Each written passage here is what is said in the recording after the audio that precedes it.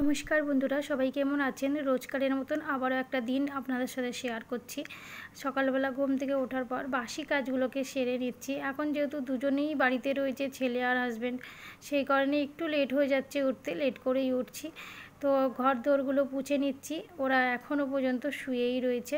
তো আমি উঠে আগে এইগুলো কাজগুলো সেরে নিই, তারপরে আমাদের জলখাবারগুলো বানাবো। আর আপনাদের সাথে আমার কিছু কথা রয়েছে যেগুলো আপনারা বারবার আমায় জিজ্ঞেস করছেন, সেটা আমি বলবো অবশ্যই। দিবাংশু সকাল থেকে উঠেই দেখছেন খেলা নিয়ে বসে গেছে। ওর সকাল থেকে উঠেই খেলা শুরু হয়ে যায়।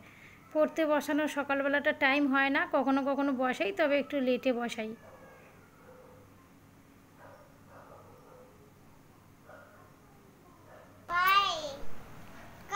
বাই। কাজগুলো করার পর তারপরে ছেলেকে ব্রাশ করিয়ে দিয়েছিলাম, তারপরে এখানে চা বানিয়ে নিয়েছি আর ওকে খাইয়ে দিয়েছি আগেই। চলুন চাটা খেয়ে নিই। তো তারপরে দেখুন কত রোদ উঠে গেছে, মানে রোদ যে খুব উঠেছে তা না, কিন্তু রোদের তাপ লাগছে জানেন, প্রচুর গরম ভীষণ লাগছে আমাদের বাড়িতে। এত পরিমাণে রোদের তাপ লাগে যে কি বলবো। একটা গাছ দেখাই আপনাদেরকে, গাছগুলো দেখুন না, কালকে বিকেলে জল দিয়েছি, সকালে দিয়ে নি, তাই শুকিয়ে শুকিয়ে গেছে। এখানে একটা আনার গাছ মতলব বেদানা গাছ হয়েছিল, তো দুটো কুড়িও এসেছিলো। তো দেখছি কুড়ি দুটো জানেন ঝরে পড়ে গেছে, কি জানি বৃষ্টি একদিন হয়েছিল তার জন্য নাকি আমাদের পায়রাগুলো কিছু করেছে, পায়রাগুলো তো পাতাগুলো খেতে থাকে, বড্ড জ্বালাতন করে। আর একটা বড় ফুল হয়েছিল, ওটা দেখছি এখানে পড়ে রয়েছে, হয়তো আমার ছেলেই নিচে পড়ে গেছিলো, এখানে নিয়ে এসে রেখেছে। ছেলেটা কদিন ধরে দেখতো গাছের মধ্যে হয়েছে, ভীষণ খুশি হতো জানেন, এখন আর দেখে ওর মনটা খারাপ হয়ে গেছে। আর আমার হাজব্যান্ড আজকে রান্না করে দিচ্ছে, তো ওখানে সোয়াবিন আলু দিয়ে আর গাজর দিয়ে ছেলের জন্য তরকারি, আর আমাদের মাশরুম হলেই ছেলে যেহেতু খায় না, ওর জন্য সোয়াবিন বানিয়ে দিয়ে, ও সোয়াবিনটা ভীষণ ভালোবাসে।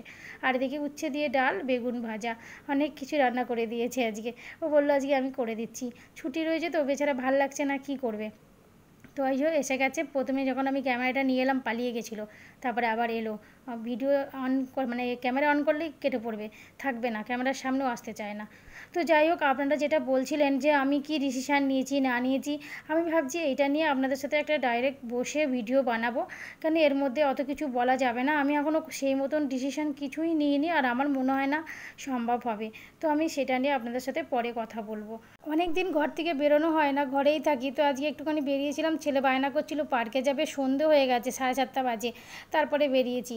তো দেখছি মার্কেটটা এত ভিড়, যেহেতু দুদিন পর সোমবার দিন রাখি আছে না, রাখি চলছে এখন, তো সব বিক্রি হচ্ছে, রেডিওয়ালাগুলো সাইডে দাঁড়িয়ে আছে, তার মধ্যে গরুগুলো গেছে ঢুকে, সেখান থেকে বেরোনো যাচ্ছে না গাড়ি নিয়ে জানেন। সে কত কষ্টে যে বেরিয়ে এলাম, বাবা বাঁচলাম এখান থেকে বেরিয়ে এসে। এই যে আমাদের মেন রাস্তায় চলে এসেছি, এই রাস্তা দিয়ে গিয়ে সামনেই পার্কেও চলে এসেছি। দেখছি এসে পার্কটা একটু ফাঁকা ফাঁকা রয়েছে, অন্যদিন অনেক ভিড় থাকে, তার কারণ হচ্ছে এখন মাঝে মাঝে একটু বৃষ্টি বৃষ্টি হচ্ছে, তো গাছ মানে ঘাসগুলো না অনেক বড় বড় হয়ে গেছে, তাই খুব একটা লোক আসতে এখন চাইছে না। বাচ্চাদের নিয়ে আসে একটুখানি পার্কের মধ্যে মানে স্লিপ খায়, তারপর আবার নিয়ে চলে যায়। আগে যেমন এসে সবাই বসে গল্প করতো, এখন আর সেটা হচ্ছে না। ওই যে দিবাংশু দেখতে পেয়েছে ওর বন্ধুকে, ওইখানে বেঞ্চ রয়েছে, ওখানে বসে রয়েছে। আজকের ভিডিওটা তাহলে এখানেই শেষ করছি। এরপর আমরা এখান থেকে বেরিয়ে একটুখানি বাজার করব অল্প কিছু, তারপর বাড়ি ফিরে যাব। তো ভিডিওটা কেমন লাগলো বন্ধুরা অবশ্যই কিন্তু কমেন্ট করে জানাবেন। আপনাদের একটা কমেন্ট, একটা লাইক আমাকে ভিডিও বানাতে অনেক মোটিভেট করে। তো আপনারা সবাই ভালো থাকবেন, সুস্থ থাকবেন, সাবধানে থাকবেন, টাটা।